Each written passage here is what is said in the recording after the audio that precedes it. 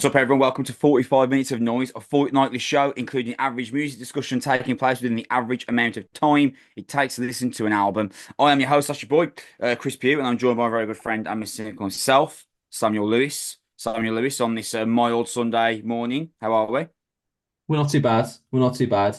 It is a mild Sunday morning in comparison to the melting heat that we've had over the last few Yeah, days, I'll take that. which has been a welcome relief. But Yeah. overall, mate, cannot complain. Can't complain. Just out of interest, is your school absurdly hot as well? Because the second floor of where I work that is a challenge. That's a challenge when Yes, it's hot. yes, we're in the same situation, like working on a top floor as well. So like the higher up it gets, it is just insane. We have like a couple of classrooms that aren't properly ventilated, as well. So like there's like real subway in 1950s New York vibes, like in Man. some of them. It's just horrendous. So yeah. Public schools in summer, it's exactly as you would imagine that it would be. I always thought that my largest requirement for kind of ubiquitous air conditioning in Britain would be at gigs. Actually, it's when I'm inside the school. That's when I need it most. As I'm like, man, Absolutely. I need aircon in here now. Man, 100%. install it. 100%. Absolutely. Quick thank you to supporters of Noise, Liquid Death, who continue to murder our thirst. Feel free to check them out. In fact, please check them out. There is no water like it. They do a variety of different flavors, especially in particular sparkling water. But even the standard unflavored still water is really something special. Please check out Liquid Death. The best way to support myself and Sam is by subscribing on YouTube or by following/liking on whichever podcast service you use, and to leave a 5-star rating. Really helps us to be in the new algorithms and get into as many new ears as possible. You can follow us specifically on Twitter at Noise Podcast. And on this week's show, we've got just the one news story this week, actually. That's regarding Ollie Sykes' critique of a Bring Me the Horizon song. Live reviews on Foo Fighters, Green Day, and Underoath. And album reviews come from Wraith. In Fueled by Fear and 200 stab wounds, manual manic procedures. So I'm just gonna this is it a news story really? In fact, I think this being a news story actually speaks to the lack of news worthy items that come across the rock and metal landscape on a regular basis. However, I suppose there was an angle I thought I could take where I would be interested in your viewpoint on this. So essentially, Ollie Sykes, obviously Bring Me the Horizon frontman. Bring Me the Horizon are playing a show. I forgot exactly where the show was because I haven't got the news story in front of me. But they were playing a show recently. Bring me Ollie Sykes asked any fan requests. Any fan requests. Fan asks for medicine. He was like, medicine, yeah, really? Are you sure? Like, even we think that song sucks. No one shouted off the Interesting he's though, I a found. houses. I found this kind of interesting Medusa, because doing. I found it somewhat interesting because I'm not sure whether you remember this, Sam, but like Medicine was quite a big moment for Ammo. Yeah, And yeah. Medicine was like a song that when I first heard, I was like, oh, like I can't believe they've gone this far down the route of pop, but they actually really grew on me and I actually really enjoyed hearing it in nightclubs, etc., as did our co-best friend Leon. Me less so. You certainly less so. The thing is, Sam, okay, so the reason why I thought there is an angle for us to discuss here by Ollie Sykes standing on stage and saying, God, yeah, even we think that song's terrible. But they only released it 4 years ago. Mm. Now, which is different to how James Hetfield is probably like, yeah, Trapped Under Ice sucks, man.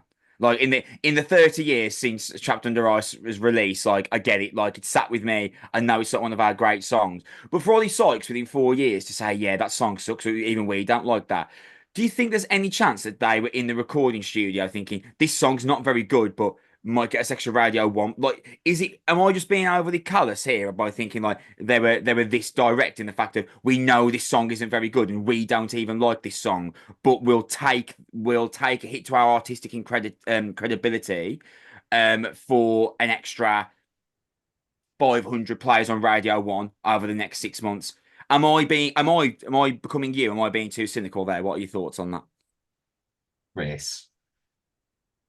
Chris. Come on, say it. Of course, of course, No, but I find it hard to believe that they're in the of studio and like course. this The isn't whole, the good. whole They know album it's was not good. contrived. for No, but radio play and popularity. oh no, The but whole in thing, the there whole are project was put together for that. there are some undeniable bangers on Ammo. That's Like, absolutely fine. And if you keep digging, you will find gold. But they were digging for pop. Like they're good songwriters. At some point, we're going to bridge the gap between this terrible thing you've put together and the fact that they're naturally very good at songwriting. Occasionally, it's going to overlap. Like use the James Hetfield example. If he writes 50 riffs, 20 of them are going to be half decent just by virtue of it's him. And it's the same thing here. Medicine was a deliberately contrived song to create a certain impression that they were aware, create a certain impression. Songs like Medicine, Bring Me the Horizon created, among many others, like Water, pushing up against a wall. And the wall was popular appeal. And eventually, with enough songs like that, you break through and you create this listenership. It's like why advertisement companies pay for exposure to get their brand name on things. I used to be confused about this when I was a kid. It was like, why do they care so much and pay so much just to have their name written on somebody's t-shirt? It used to really, I didn't get it. And then later I was like, well, because when you think of insurance, that's one of the first names you think of because I've had it plastered on every billboard for 5 years. When you think of hmm. food, you think of these. When you think of phones, you think of these companies. And when you think of pop music and popular music and rock music and good alternative music, they want you to think of Bring Me the Horizon. They don't want you to think of metal and think of Bring Me. They want you to think of like popular alternative music and think of Bring Me. They're trying to be associated with a different group of people. If they are happy to look back and be like, yeah, that was terrible, fine. But that almost underlines what we were saying about it at the time. And any bristling that they should be able to do in future performances or future albums that are very clearly attempts to win over different audiences, like, say, for sake of argument, albums entirely made to remix with electronic artists, for example, to appeal to different groups of people as well, is another contrived example. Like those things, they should just accept now, to be honest. They won't because that's not how the world works. But this is definitely what they did. And if they don't like it looking back because it has no substance or has nothing beneath it other than a catchy pop chorus intended to sort of, you know, earworm new fans, then that's okay. That's something bordering on integrity. I'm sure they're not turning down the checks, like, but that's the way it is, an honest and frank assessment of their own music. And clearly, by the way, worked because there was a girl down the front or a boy down the front or a person down the front requesting medicine Yeah, yeah. that they bought tickets as a result of enjoying that song. So it was an effective experiment.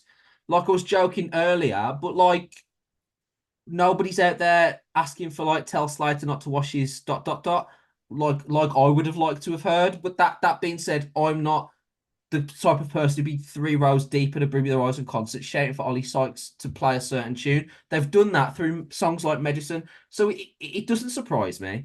And of course, that's what's happened, and that's what has happened to lots of bands. I think in like 5 or 6 years' time, I don't think the band are gonna be like that's terrible. But I think if you turn around and ask Winston McCoy and say, "Pray," they were like, "We wanted to expand.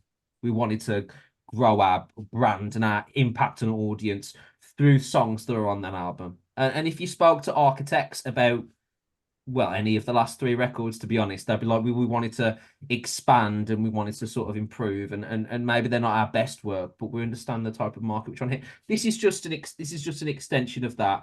I think it's a little bit two-faced to create that song deliberately to make money and then sort of like turn your nose up that someone actually likes it. I thought that was the intention.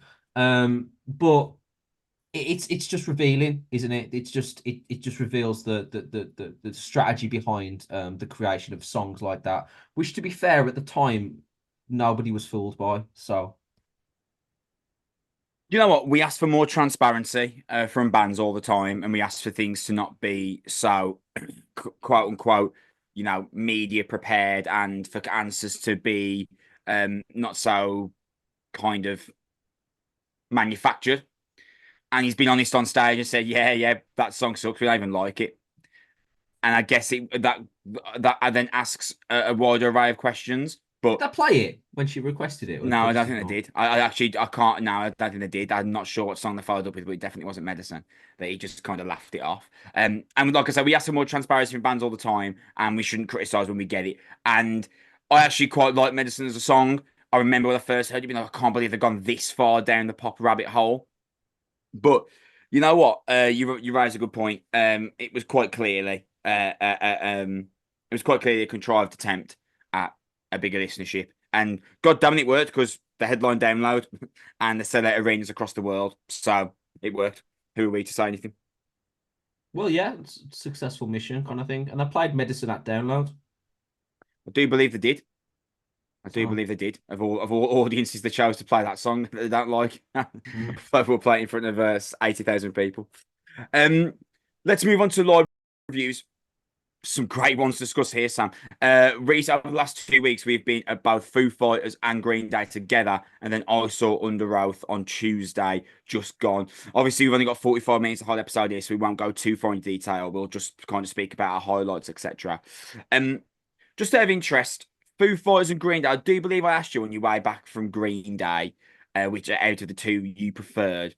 Just want to double check whether you still have that view out of Foo Fighters and Green Day, which was your preferred evening. I think Green Day was more tailored to my tastes, um, because I played two albums I know really, really well. Yeah, Um, but I think overall, Foo Fighters probably put on the most complete show with the length and the variety of stuff. So personal preference, Green Day. But I think if you took insert rock fan and they had like just a working understanding of both, I think they'd have enjoyed Foo Fighters a little bit more. mate. I don't think I'm ever going to forget them opening all my life. Let's speak about that moment. Well, it was a surprise. Let's start with because I'd seen set lists and I'd seen Monkey Wrench bandied around a few times as an opening, and then I didn't actually look at like official set lists because I kind of wanted to reserve the element of surprise. But like I was listening to a playlist of it on the way, and Monkey Wrench was the opener, so I naturally sort of thought, okay, that's what they start with, and that makes a lot of sense to me. And all my life, I always figured in my head was like a really good encore. So like it goes Yeah, dark, and then you just hear the guitar kind of thing, and then the spotlight comes down, and then it sort of kicks off. And I was like, that. Well, it sounds weird, but you kind of piece together what you assume is going to happen. yeah, Um, to open with that was extraordinary because typically as well, bands tend to open with new material and then go into tried and tested a little bit later on. That tends to be like the opening song of their new album tends to be like a default setting for new yeah, tours traditionally. And unless the band in question has like a established this is how we open every show song like Guns N' Roses do with It So Easy or something like that. And this wasn't that at all.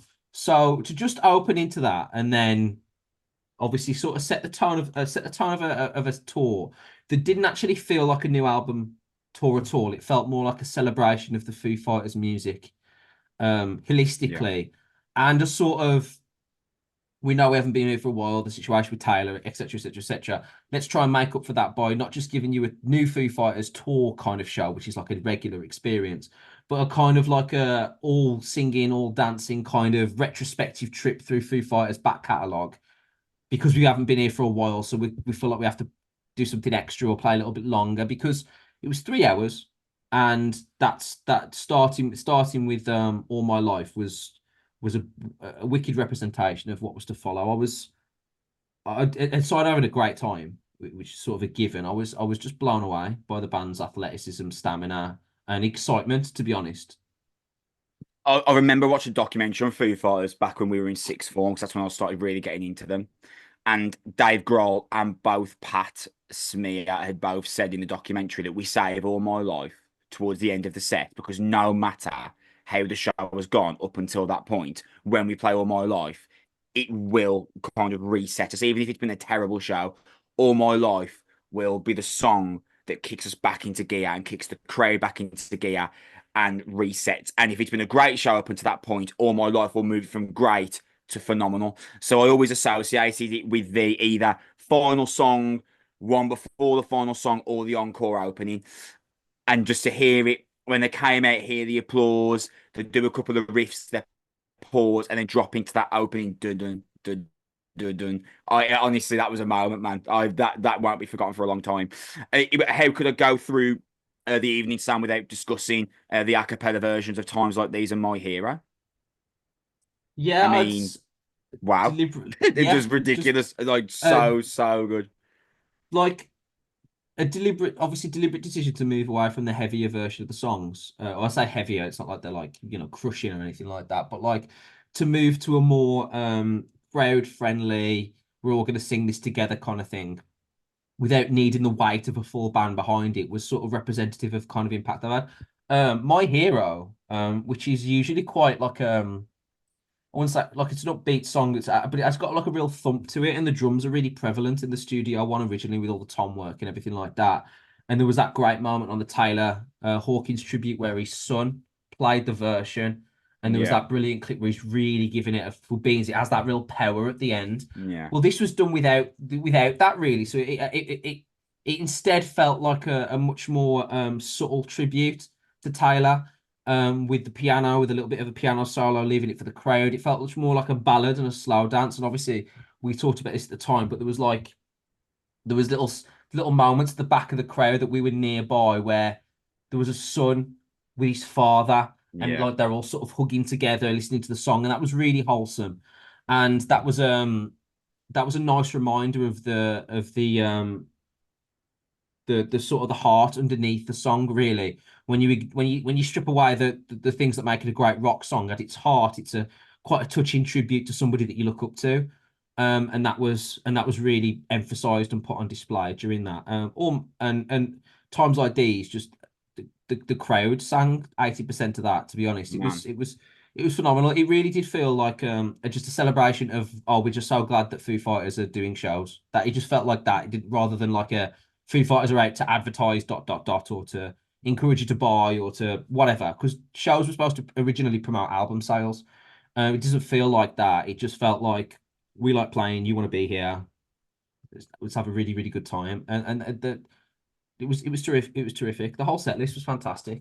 Really. it was incredible, and the new album, I've got to say, is a great album. It's you know, I got to the point where after 2011, I did think I wondered whether I'd heard the last great Foo Fighters album. But the latest album, um, but here we are, is a really good Foo Fighters album, and it's a special. There's some really special songs on there in tribute to Taylor. Just before we move away from Foo Fighters, wanted you to discuss the drumming performance of Foo Fighters' new drummer, and I just need to double check. Foo Fighters' new drummer, Josh. Oh, what's his name? Josh Freese. Josh Freese, that's his name. Josh Freese. Obviously, incredibly difficult role to fill. Taylor Hawkins and Foo Fighters are so synonymous with each other. Obviously the tragic passing of Taylor was awful for the band. They decided to continue on. Josh Freese, Sam. I did a tremendous job. Did a tremendous job.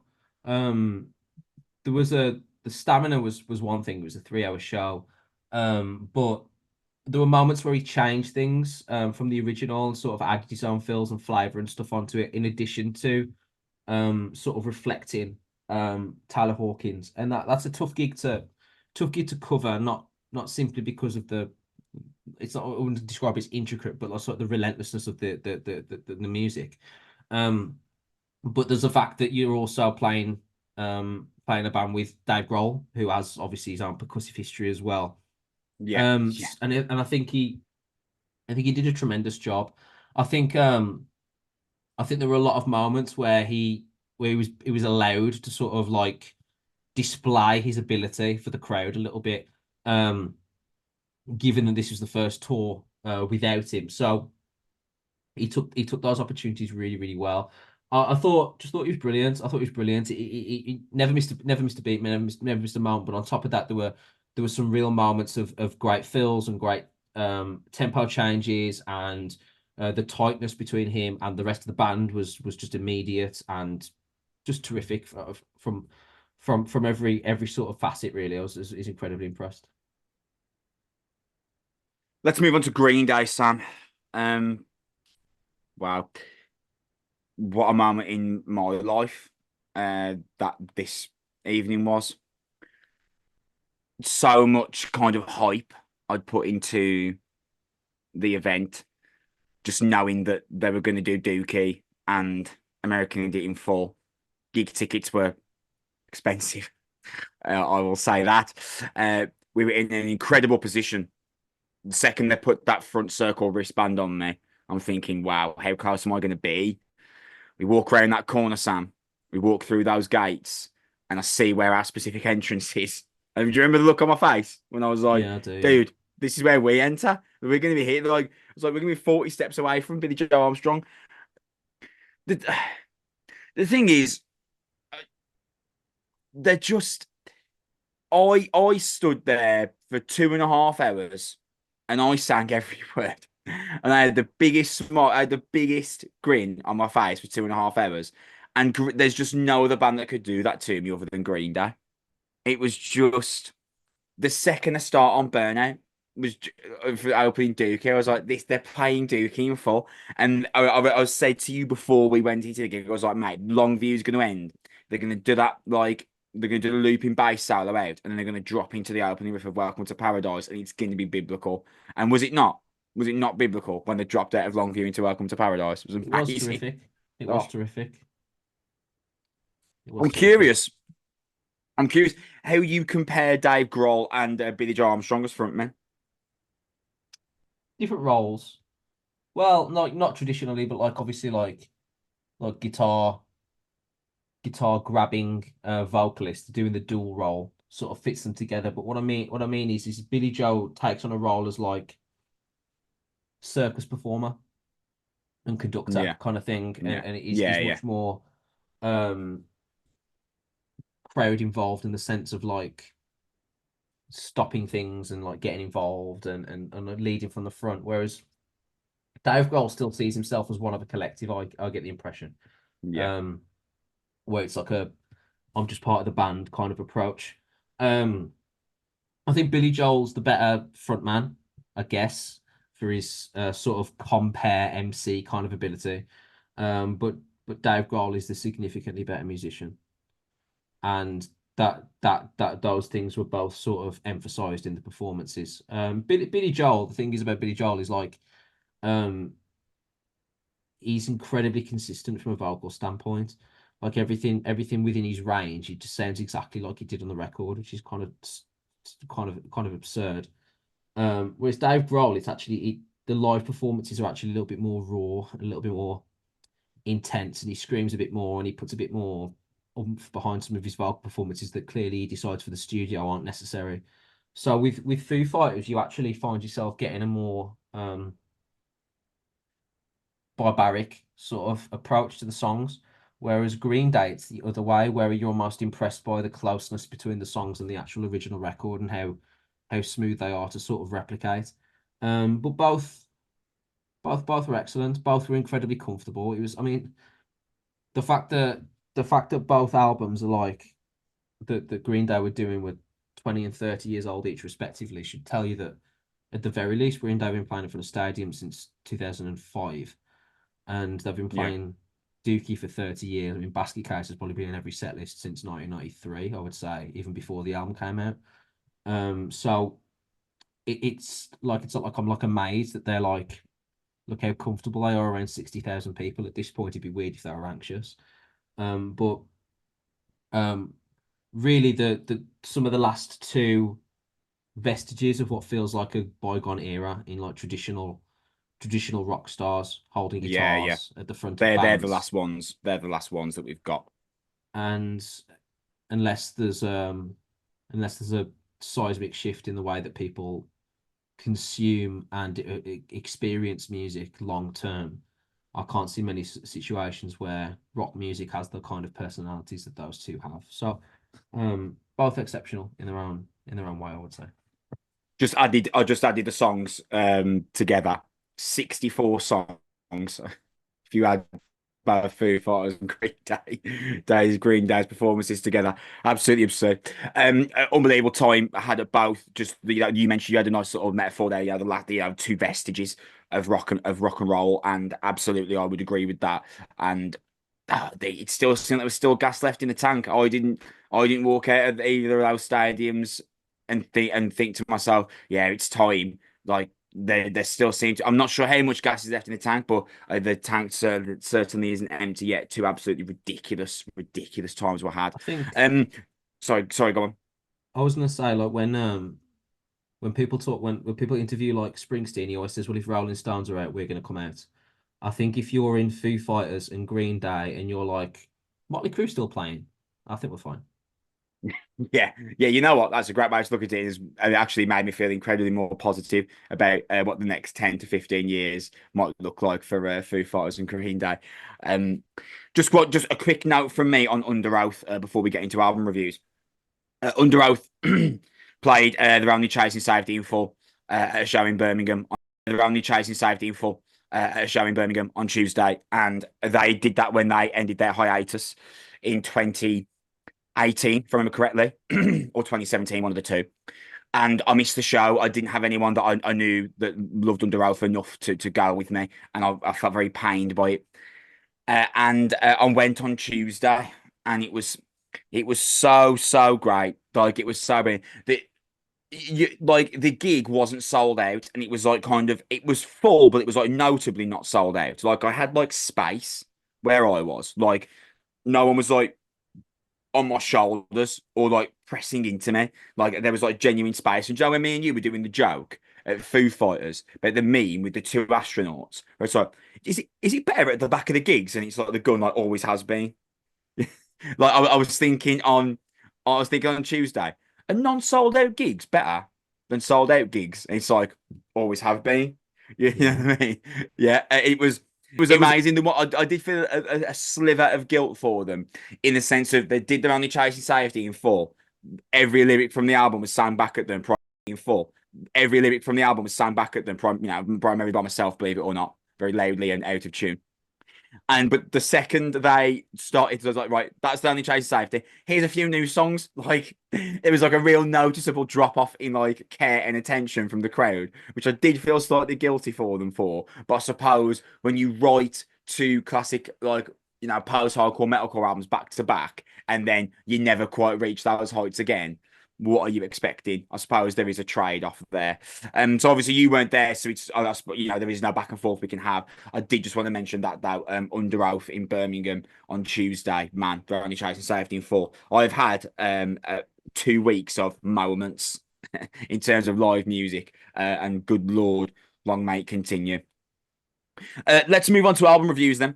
We're going to start with Wraith, Fueled by Fear. It's out now via Prosthetic Records. I did this last week, Sam, where I asked you about both albums that had been released and just out of curiosity, which one you preferred.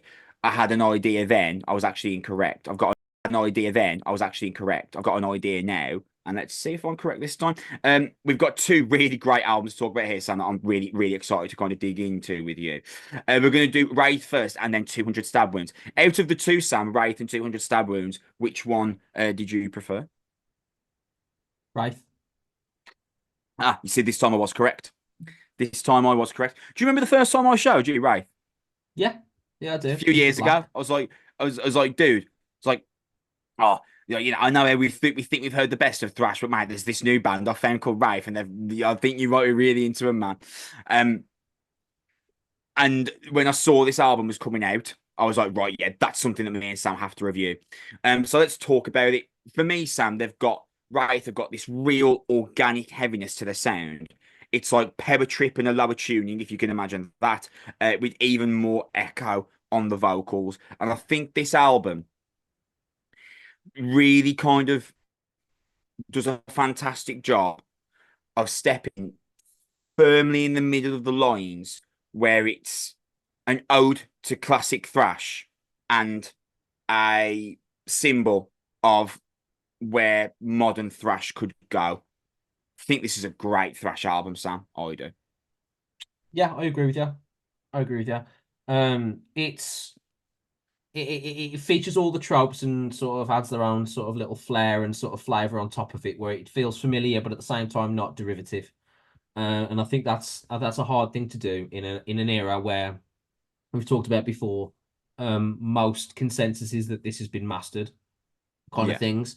Obviously in sort of its 80s heyday, but it's still a lot of fun, man. Like thrash is really fun. yeah, Thrash is really, really enjoyable.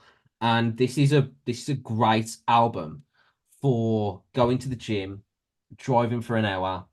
Um, I've got some work to do and I just want to stick something background that I don't have to like switch between. It's the same vibe continuously and I can just sort of rattle through and enjoy myself and just nod along. Cleaning music, just everything. This is a functional record for your life. Like really, if you like metal and you want yeah, just something to stick on to get things done, this is a really good record for that to take place. Um, I thoroughly had a great time. Had a great time with this record. Um, and there's a lot of tunes that it rattles through, but rather than actually like, oh, they're all the same. They're not. There are highlights and there's tempo changes and there's moments of like breakdowns and mosh calls and panning riffs between speakers to introduce ideas and harmonize sections and solos and stuff. Really, really great. Shame in Suffering is my favorite song on this record, and it's one of my favorite yeah. It's thrash songs amazing. since I don't know. Swing of the Axe by Power Trip. Like just unreal, unreal. And the way that it goes into that like panning guitar riff, the middle breakdown, then kicks in with that sort of like headbang friendly section in the middle. It's a real highlight for me. But yeah, thoroughly enjoyed this record. And if you just like, do you like riffs? Here's 65 minutes of riffs. Like it doesn't do it's like Ron Seal. Like it's a great thrash album, inside and out. 100% guaranteed satisfaction if you like if you ask a person their top four or five of their favorite bands are like Slayer, Exodus, or Megadeth, early Megadeth, or any of those kind of things, or even like early Sepultura, enjoy, enjoy. I felt like the album might be 4 songs too long, and Which I four felt though? like, The last well, four. I just, I just felt like 45 minutes. I felt like it was a little bit of a stretch.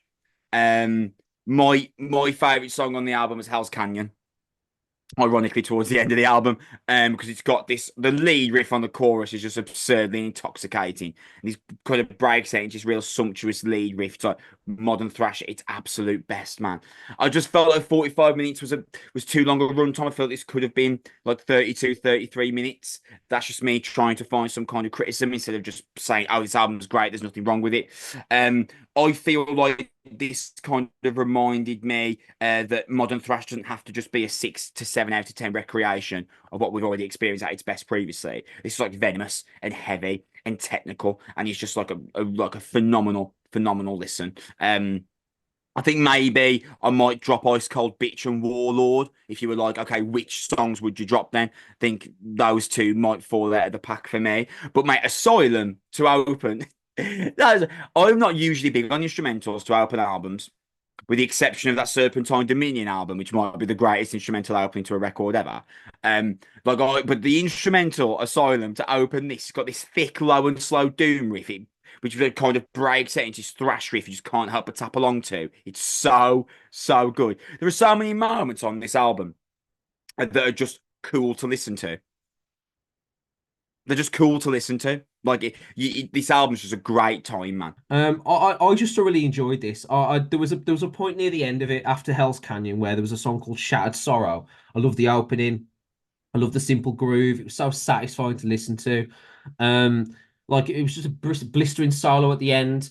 And what was good about this? It's not singly tempoed, which is what you associate with thrash, and I think emphasizes the sort of monotony of it. Sorry, monotony of those kind of records when it's just one riff, one tempo, guitar solo, fin, and this doesn't do that. It rotates between ideas and tempos. They're very much quite self-aware in their songwriting. Okay, we need to change the groove, we need to change the idea around here, and they just do a tremendous job of keeping the listener interested. I agree. There's probably two or three songs I could I could get rid of. Code Red, not too bothered about. Ice Cold Bitch, I agree with you. Not massively won over by. But other than that, this is a really good thrash album written by a really good thrash band. And if you have friends that just like riffs, if you've got mates around for beers, you want to just stick something on in the background that you don't have to think about for 45 minutes, whack this Wraith album on, man. Yeah, so for me, it's kind of everything I wanted it to be from them. Like in terms of following up the last album, which I believe is called Blinded in Chains. Like they've moved on to prosthetic records. There's been a kind of improvement in the sound. The echo vocals are awesome. The riffs are amazing. The tempo is great. It's technical. It's powerful. It's punchy. Really, really great Dash album. This like couldn't recommend it more. Let's move on to the closing segment of the show. We're going to do 200 Stab Wounds Manual Manic Procedures. It's also out now via Metal Blade Records. It's the Cleveland Death Metal, the second full-length record, and the follow-up 2021's Slave to the Scalpel. I first heard of 200 Stab Wounds through social media, through Twitter. In terms of like the death metal Twitter circle, they quickly became quite popular. They've got great merch. The band name is really cool and catchy. The artwork of the albums is like visceral to the level of like Cannibal Corpse in the late 90s. So they did a great job from the get-go of creating an aesthetic that grabs the attention of the death metal community. So what matters then is what the music's like, right? And as it turns out, this band could have been dropped into 1990 next to Obituary and Carcass and Deicide and Death, and no one would have known. No one would have. No one would have pointed them and been like, "Who are these? They don't deserve to be here." Because I think Manual Manic Procedures could have been released in 1990, and if it was, we'd be speaking about it now the way that people speak about Slowly We Rot by Obituary. Not quite Cause of Death by Obituary yet. I think that's happened for 200 Stab Wounds yet. But I think people are definitely speak about the way they speak about Slowly Rot, where you see that a classic is it a classic might just arrive any day now. They might just write a classic death metal record. I think this album is at times terrifyingly violent, guttural vocals, technical riffing, high octane drum patterns, just an absurd 30 minutes that is tiring, but it is exhilarating and fun. And you cannot avoid just banging your head along to this record. Sam, Manual Manic Procedures by 200 Stab Wounds. Yeah, if you told me this is a Morbid Angel record, I'd have believed you. And what a comment. What a Yeah, compliment that is. like a really good Morbid Angel record, like an early one. I'd have been like, okay, cool. If you'd have been like, this is like early Behemoth or like Cannibal Corpse, mid 90s, that kind of Ace Ventura period, I'd have been like, Yeah, cool, yeah, makes sense, makes sense to me. Um, this is um this is a brutal listen. yeah, This is a brutal listen. It's enjoyable from like a death metal standpoint, but this is like you've made a choice if you're clicking on this. This isn't like something to stick on in the background. You kind of need to follow along here. Um, I laughed aloud when I heard the bell chime on the opening tune. I was like, oh, is it gonna be one yeah. of them records? Oh, Bats hanging from the ceiling and that. when are the bat sounds kicking in?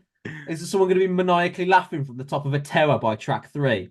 Um, but it kind of that was kind of like a red herring a little bit because it then immediately went into like this crushing, groovy death metal record that just flies between tempos and ideas. I actually thought the opening track was the worst of the bunch. The reason for that is because it actually felt like really like schizophrenic. Like it felt like four songs being stapled together and they couldn't decide which song to focus on. But by the time they got to Gross Abuse, I was like, oh, they've decided to do the heavy ones and the slow ones. Great. Because the groove at the end of that was just unbelievable. Um, there's like a Code Orange style intro on Manual Manic Procedures, which by the way, hilarious titling. And just like classic Morbid Angel style frenetic sort of pace. Release the Stench is the best name Yeah, of a song I've heard yeah, in ages. That's something an ogre says before he farts. Like that's not a real thing. yeah, Um, but it's just crushing. The mosh call is fantastic. The dark opening led to the chamber's really, really good. Um, like weirdly, Flesh from Within is almost like a conventional metal song, just like nestled in between all the death metal stuff. Um, I really enjoyed Ride the Flatline with the sweeping solo at the end with a great breakdown. Oh, And I mate, and actually got my Jamie Morgan from Code Orange on that, amazing. yeah, Like terrific, you knew I'd be in. Like, but absolutely. that was so good. And my favorite song was the last tune, Parasite, which was like the pan start with the Mastodon style riff, the real groove rolling through, reminiscent of really early Sepultura. Um, Terrific finish, and the ending's fantastic with the fade out. Um, if you're a bit squeamish, don't look at the album cover too much. There's no need to be watching Live Surgery. And if you can kind of ignore some of the lyrical content and just whack it on in the background as something to nod along to, terrific. But if you're a big death metal guy and like you like your music layered with crimes, then this is great for you because that's exactly what's taking place. This is like Ed Gein's diary, told with musical interludes. It's terrific. It's terrific. It's a fantastic death metal album from a fantastic death metal band. And remember when I used to talk to you about oh, what was the band that you really liked them, but I was less keen. They were well, that could be 90% of the bands we review, but Pupil Slicer, and I was like, Pupil Slicer, yeah, it changes your mood listening to Pupil yeah, yeah. Slicer. I Like remember it makes stabbing you spiders, being like, it yeah, makes you moody, yeah. it makes it's not pleasant. This isn't quite on that level, but like I listen to this and I'm like, I want to be a Grebo all day. You listen to you listen to this and then like you can't listen to not metal for the rest of the day. Like it sets a tone. If you Yeah, put 200 stab wounds on at 8 o'clock in the morning and you're waiting to work, you're not listening to the news at 2 p.m. yeah. You're just like sitting in the corner like Peter Steele, just like tensing your shoulders, hoping that no one asks you a question. And it just sets the tone. It makes me want to just like sort of stand on a field and drink warm beer and grunt. Like this is the soundtrack to the people that do jousting competitions at Download Festival. Like, and I mean all this as a compliment. That's what this summons the image of. Um, it's relentless, honestly. It is relentless. It's a crushing, debilitating. If you listen to this on big heavy earphones, it will change your day kind of metal album. And I don't know what I expected. Actually, I don't expect it by a band called 200 Stab Wounds. I thought this was going to be like a hardcore punk record, but then I saw the cover and I was like, oh, this is No, so not this is a a hardcore punk. hardcore punk record.